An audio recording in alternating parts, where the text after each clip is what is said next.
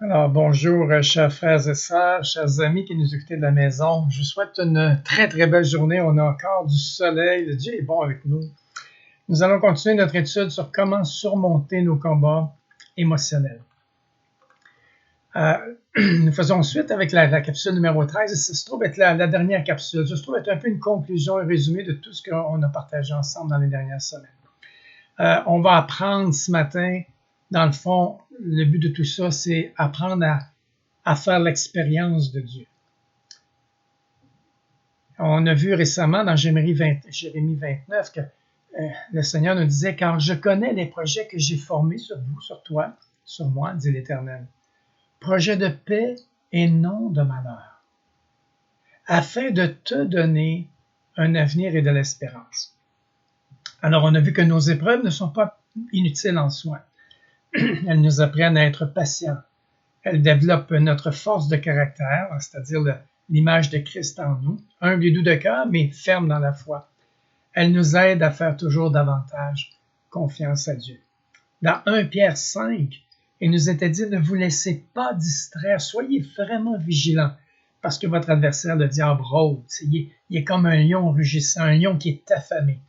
Donc, être sobre pour nous, c'est avoir une attitude sérieuse, une approche vraiment réaliste par rapport à la vie. Et être vigilant, c'est d'être attentif, d'être sur nos gardes, faire preuve d'intelligence concernant les ruses de Satan. Alors, chers frères et sœurs, Dieu veut que nous ayons un esprit équilibré et paisible. N'essayons pas d'assumer les responsabilités de Dieu. Faisons ce à quoi Dieu s'attend de nous, ce qu'il nous a donné comme direction, et laissons-lui le reste. Et j'aimerais prier cette prière des alcooliques anonymes qui résume tellement bien la réalité avec Dieu. On dit, mon Dieu, donne-moi la sérénité d'accepter les choses que je ne peux pas changer. Donne-moi le courage cependant de changer les choses que je peux changer et surtout la sagesse de vraiment en connaître la différence. Alors ce matin, je vous avais invité à relire le psaume 91. On en avait étudié une partie et on va en refaire une autre partie, non tout, parce qu'il y a beaucoup de matériel dans cela. Mais ça nous parle d'un croyant qui a trouvé son refuge en Dieu alors qu'il a dû faire face à des moments difficiles ou à être confronté aux puissances du mal. Mais j'aimerais qu'on fasse attention ce matin ici, parce qu'il y a un problème d'interprétation qui se pose à la lecture de ce psaume-là, parce que vous pourriez en déduire que rien de mal ne vous arrivera si vous marchez avec Dieu. Mais est-ce que c'est une vérité absolue? Est-ce que c'est vraiment le cas en soi? À première vue, il peut nous sembler que oui. Si je prends l'exemple du verset 10 qui nous dit « Aucun malheur ne t'arrivera, aucun fléau n'approchera de ta tente. »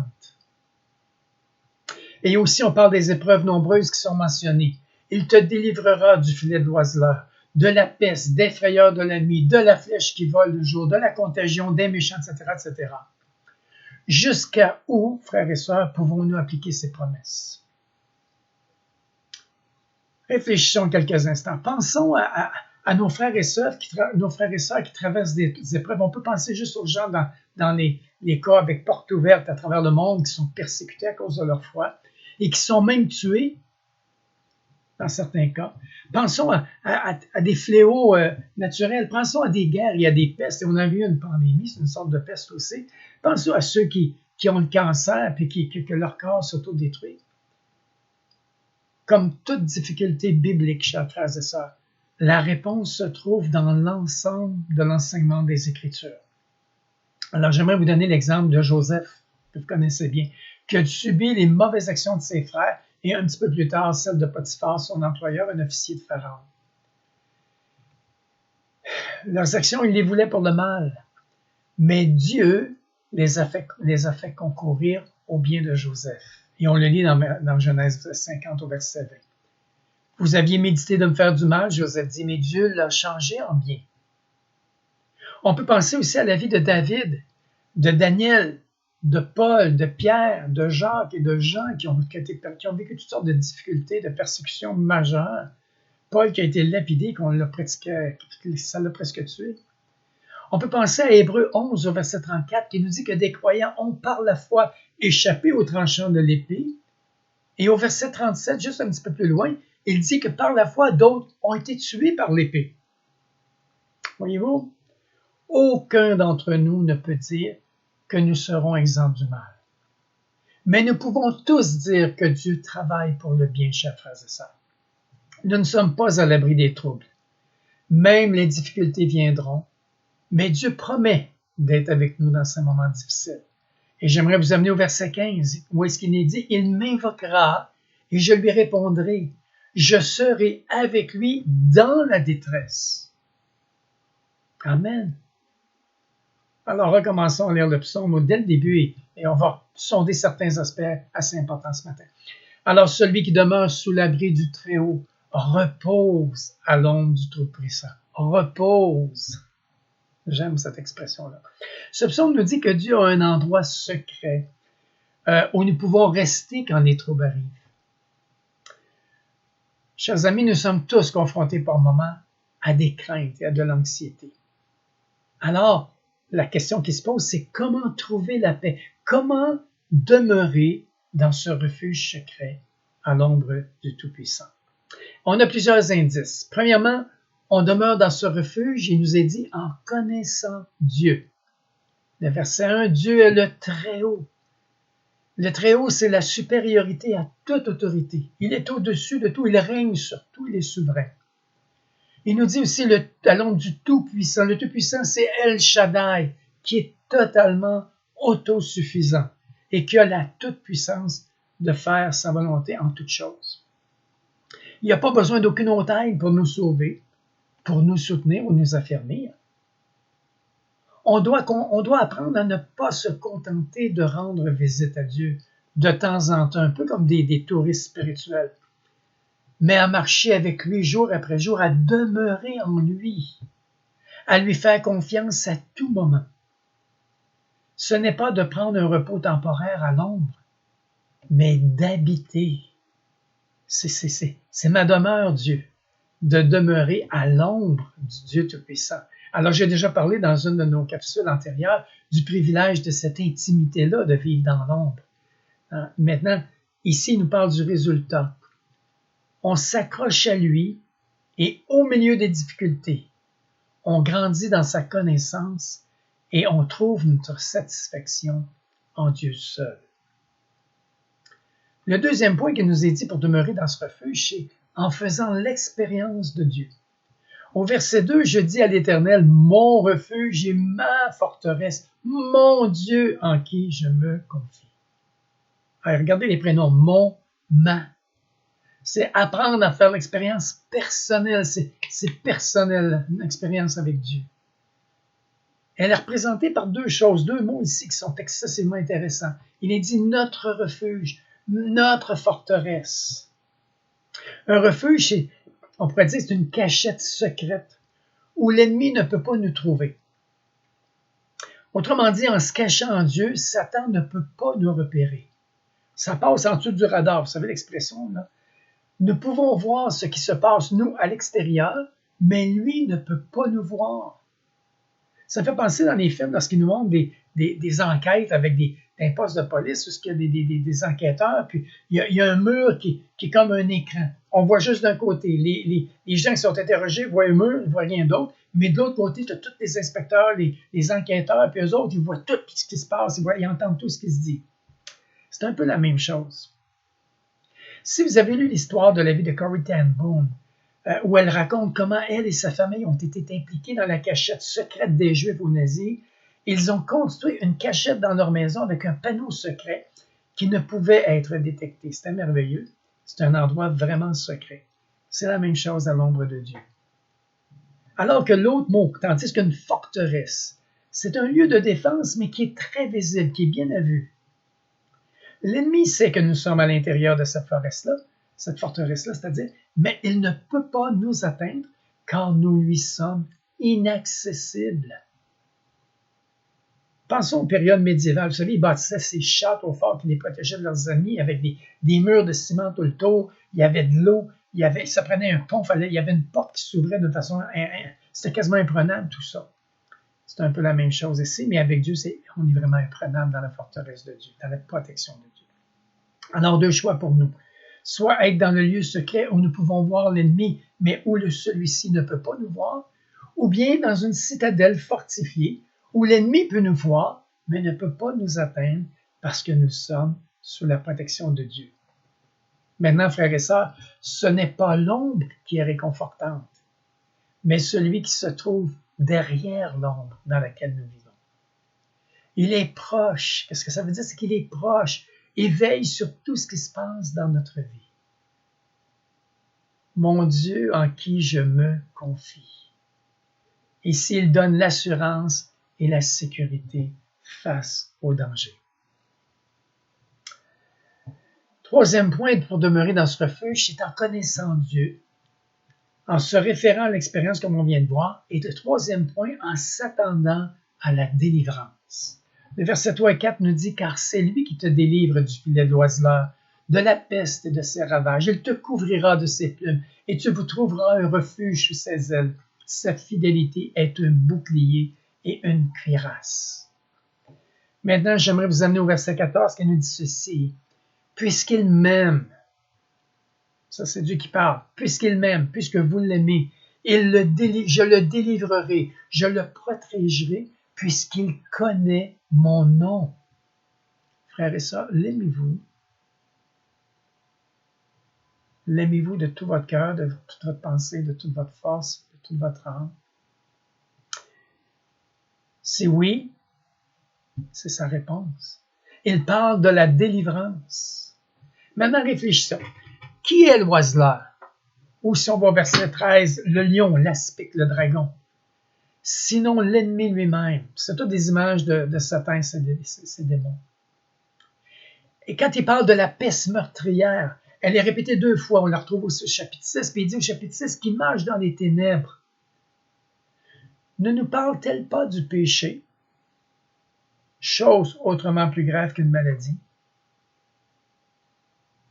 Il nous parle de la flèche qui vole le jour. Ne serait-ce pas nos mauvaises pensées qui jaillissent d'une rencontre ou d'une lecture ou d'un visionnement d'un site web ou quoi que ce soit d'autre? Il nous parle aussi des terreurs ou des frayeurs de la nuit. Ce sont, frères et sœurs, nos inquiétudes qui nuisent à notre sommeil, qui nous créent de l'insomnie. Maintenant, regardons la réponse de Dieu au verset 4. Et tout au long même du psaume, regardez bien tous les termes qui sont donnés. Il te couvrira de ses plumes et tu trouveras un refuge sous ses ailes. Dieu, frères et sœurs, est capable de nous délivrer, de nous couvrir, de nous protéger, de nous répondre, de nous honorer, de nous satisfaire et de nous montrer son salut, c'est-à-dire d'opérer son sauvetage.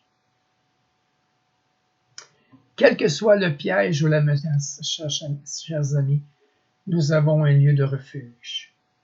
Le Dieu Tout-Puissant lui-même. Wow! Et nous le connaissons.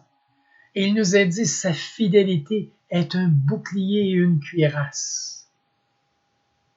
Donc, à la délivrance, il ajoute sa protection. Vous savez, au combat, le bouclier et la cuirasse constituaient des armes défensives pour le soldat. Les boucliers étaient assez grands pour les protéger de la tête aux pieds contre les flèches de l'ennemi principalement, tandis que la cuirasse, elle protégeait en situation de combat corps à corps et accordait une protection qui était complète, même dans le dos. Alors, quelle que soit la situation dans laquelle nous nous trouvons, Dieu est là pour nous et avec nous et il nous entoure de sa protection. Nos circonstances peuvent nous paraître désespérées, mais rappelons-nous ceci. Rappelez-vous de Romains 8, 31 qu'on cite si souvent. Si Dieu est avec nous, qui sera contre nous? Dieu est le Tout-Puissant, le Très-Haut. Et sa promesse au verset 14 qui est répétée dans Hébreux 13 au verset 5, je ne te laisserai point, je ne t'abandonnerai point. Alors Dieu nous entoure en haut, en bas et de tous les côtés, en avant, en arrière. Chers amis, on est dans son camp, on est dans son armée. Le diable est le seul qui soit vraiment contre nous. Rappelons-nous Éphésiens 6, qu'on ne lutte pas contre la chair et le sang, on ne lutte pas contre des gens, mais contre toutes les puissances des ténèbres qui sont en arrière. les mauvaises choses qui sont alimentées par l'ennemi. Mais tant que nous demeurons dans le lieu secret du Très-Haut, ancrés sous l'ombre du Tout-Puissant, l'ennemi ne peut pas ni vous trouver, ni vous atteindre. Alors, qu'avons-nous à craindre? De quoi aurions-nous peur? Sa fidélité, vous savez, quand on dit une personne est fidèle, c'est que c'est une personne qui tient parole. C'est une personne qui a dit qu'elle allait être là, puis elle est là. Ça, c'est Dieu. Sa vérité, sa parole est la vérité. Et il a dit qu'il serait avec nous. Et il dit la vérité, sa fidélité sera notre bouclier. Ça va être notre protection. Mais je vous invite à faire attention à ceci. Ce que Dieu est capable de faire et comment Dieu fait ce qu'il est capable de faire sont souvent différents. Personne ne doute de la capacité de Dieu, mais nous nous interrogeons souvent sur la manière ou la façon dont Dieu choisit de nous délivrer ou de nous protéger, voire de nous répondre. Et ça lui appartient. La partie qui nous revient, c'est de lui faire confiance. Dans la tempête, être là. Seigneur, tu es avec moi. Alors, pour demeurer dans ce refuge, le dernier point, c'est en faisant confiance à Dieu. Versets 5 à 9, il dit, tu ne craindras ni la terreur de la nuit, ni la flèche qui vole le jour, ni la peste qui marche dans les ténèbres, ni la contagion qui te frappe en plein midi. Que 1000 tombent à ton côté et 10 000 à ta droite, tu ne seras pas atteint. De tes yeux seulement tu regarderas et tu verras la rétribution des méchants. Car tu es mon refuge, ô Éternel, tu fais du Très-Haut ta retraite. Faites-vous du Très-Haut votre retraite? Oh, chers frères et sœurs, faites-le. Il est votre refuge. Les versets 2 et le verset 4 nous dit, au-delà de tout cela, on apprend à lui faire confiance, à ne pas avoir peur. C'est pour ça qu'il dit, verset 5, tu ne craindras ni et ceci et cela. Et il dit au verset 15 de ne pas hésiter à lui faire appel, c'est-à-dire à faire appel à lui. Et c'est dit, il m'invoquera et je lui répondrai. Je serai avec lui dans la détresse, je le délivrerai, je le glorifierai. Oh boy, Dieu est bon. Quelqu'un pourrait arriver à se dire que Dieu me protégera, donc je n'ai pas besoin de faire quoi que ce soit pour me protéger. Chers frères et sœurs, encore une fois, nous devons nous tourner vers d'autres Écritures et nous verrons que la protection de Dieu n'annule pas notre responsabilité. Prenez l'exemple quand l'ange a délivré Pierre de la prison, a brisé les chaînes et tout cela. Mais Pierre a dû faire une part. Il devait mettre ses propres sandales et son manteau et sortir de cette prison. Il ne fallait pas qu'il reste là. Nous, chez nous, là, on barre toutes nos portes à clé la nuit, n'est-ce pas? Un soldat se jette à terre quand les balles commencent à voler et à siffler autour. Là, il jette à terre automatiquement. Les médecins, là, en ce moment, là, pour lutter contre le virus, le COVID-19, doivent porter un équipement spécial, une espèce de scaphandre. C'est une nécessité. Ce n'est pas parce qu'ils manquent de confiance ou de foi. C'est parce que c'est la part qu'ils doivent faire. Nous devons avoir confiance en Dieu, mais la protection de Dieu, frères et sœurs, n'annule pas nos responsabilités. Que nous dit-on de faire dans la psaume? Quelle est notre part, notre responsabilité? Bon, je répète encore, le verset 1, demeurer. Cela signifie que j'y habite. Ce n'est pas seulement une visite amicale. Là. Versets 2 et 4, de lui faire confiance. Versets 5 et 6, pas avoir peur, mais avoir confiance malgré les difficultés. Verset 9, fais du Seigneur ta demeure. Verset 14, fais de l'Éternel ta demeure. Connaissez son nom. Et verset 15, invoquez le Seigneur. Vous savez, le psalmiste ne nie pas que les troubles viendront. Les malheurs, en fait, viendront. Il est impossible qu'un malheur, par contre, détruise l'homme qui est aimé de Dieu et qui aime Dieu. Vous savez, les drames les plus écrasants, en fait, qui vont amener jusqu'à la mort, ne peuvent que raccourcir notre voyage terrestre et nous amener à la rencontre du Seigneur. C'est pas une fin. Pour nous, le mal n'est pas un mal final, mais une attente d'y voir le bien. Quand on regarde les pertes qu'on a financières ou autres, dans le fond, elles nous enrichissent, elles nous font grandir. La maladie est un peu notre remède en soi. Le reproche est notre honneur. Et la mort nous est un gain, comme dit Paul. Et rappelez-vous Romains 8, au verset 28, « Et nous savons que toute chose concourt au bien de ceux qui aiment Dieu, de ceux qui sont appelés selon sa volonté. L'essentiel, frères et sœurs, est de ne pas présumer la volonté de Dieu. Nous ne pouvons pas dire à Dieu ce qu'il doit faire dans notre situation.